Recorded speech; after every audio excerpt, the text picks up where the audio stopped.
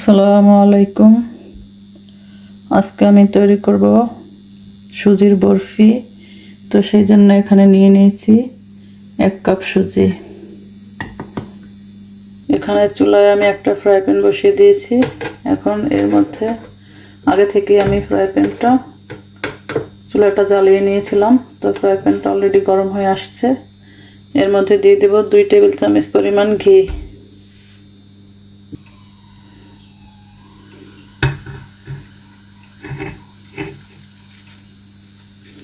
ঘিটা মেল্ট হয়ে আসছে। এখন এর মধ্যে দিয়ে দেব সুজি। সুজি দিয়ে আমি হালকা আঁচে ভেজে নেব।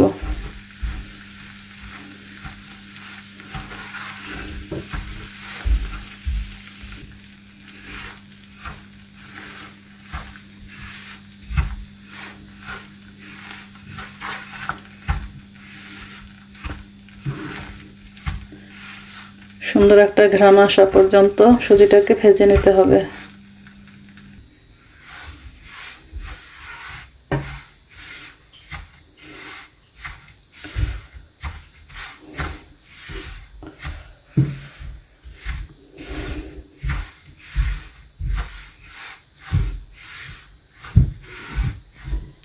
সুজিটাকে 8 থেকে 9 মিনিট ভেজে নেব। সুজিটাকে ভেজে নিয়েছি 9 মিনিটের মতো। তো সুন্দর একটা ঘ্রাণ চলে আসছে। এখন আমি চুলার জালটা বন্ধ করে সুজিটাকে ঠান্ডা করে এরপর পানি ব্যবহার করব। দেখতেই পাচ্ছেন সুজিটা একদম ঝরঝরা হয়ে গেছে, ভাজা। এখন এটাকে ঠান্ডা করে নিয়েছি আর মিক্স করে দেব পানি। তো আমি যেই কাপের 1 কাপ সুজি নিয়েছিলাম সেই কাপ দিয়ে মেপে এখানে আমি 1.5 কাপ পানি ব্যবহার করে দিলাম।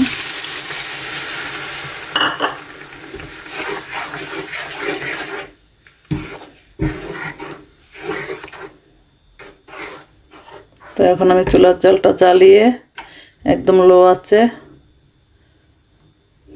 রান্না করব।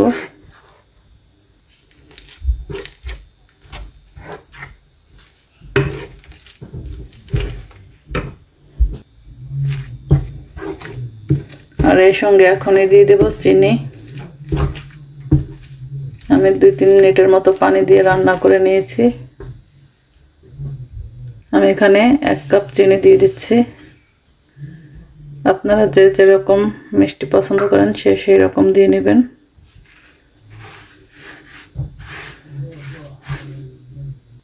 এখানে আমি দিয়ে দেব সামান্য পরিমাণ এলাচি পাউডার।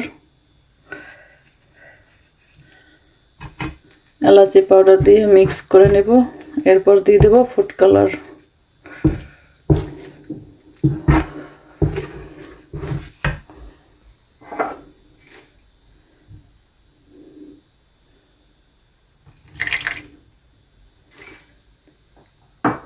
এক চা চামচ। এখানে কালারটা যে যেরকম দিতে পছন্দ করেন সে রেড কালারও দিতে পারেন। আমি এখানে অরেঞ্জ ফুড কালার নিয়েছি।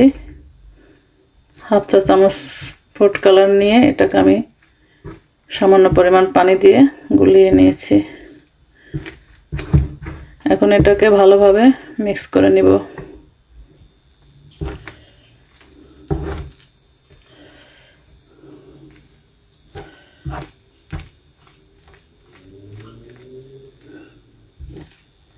এটা কিন্তু খুব সুন্দর একটা কালার চলে আসবে পুরোপুরি রান্না হয়ে আসলে।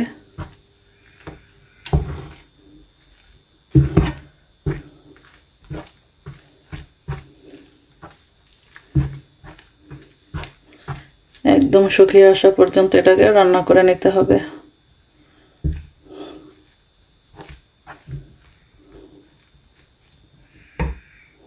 এই পর্যায়ে আমি আরো কিছুটা ঘি ব্যবহার করে দেব, 1 চামচের একটু বেশি।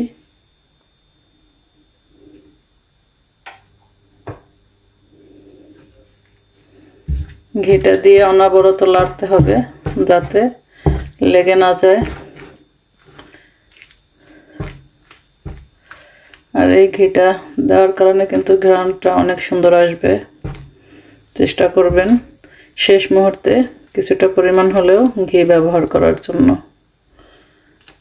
এতে করে হালুয়া, বরফি যেটাই রান্না করেন এর স্বাদ দ্বিগুণ বেড়ে যায়।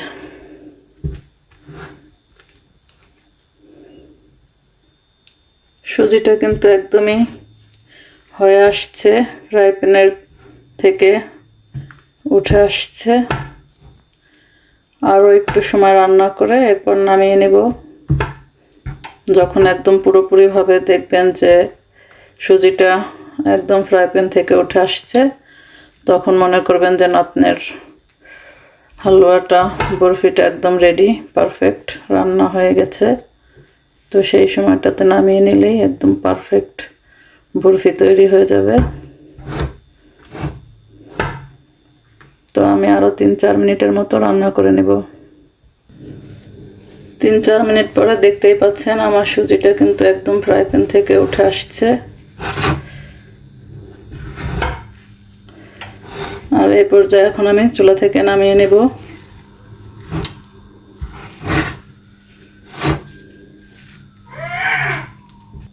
এখন আমি চুলার জালটা বন্ধ করে দিয়ে নামিয়ে নেব। দেখতেই পাচ্ছেন একদম কিন্তু ফ্রাই প্যান থেকে উঠে আসছে।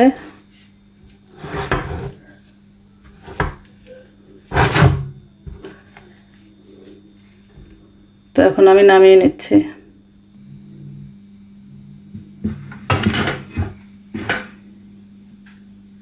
তো সুজিটাকে বেলে নিচ্ছি।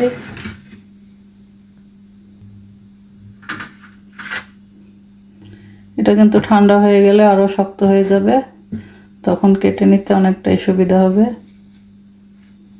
তো এর চেয়ে আর শুকাতে হবে না।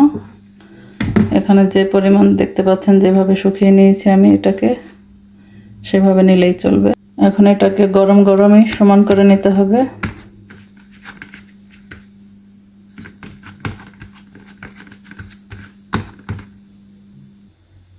সমান করে নিয়েছি। এখন এটাকে আমি ঠান্ডা হওয়ার জন্য রেখে দেব।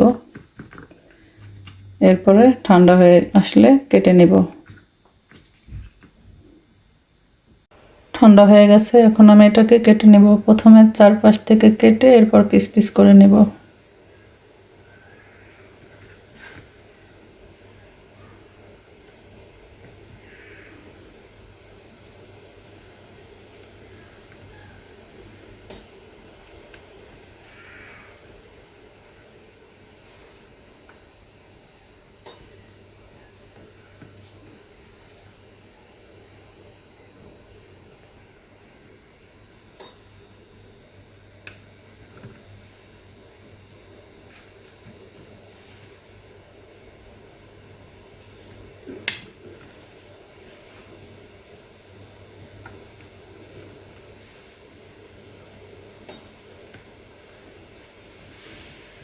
বরফিগুলো কেটে নিয়েছি। আপনারা যে যে রকম পিস খেতে পছন্দ করেন সেই রকম করে কেটে নিতে পারেন। এখন এটাকে আমি উপর দিয়ে বাদাম দিয়ে দিব। আমি এখানে পিস্তা বাদাম নিয়েছি। এখন এর উপরে দিয়ে দেব আমি কিছু বাদাম কুচি।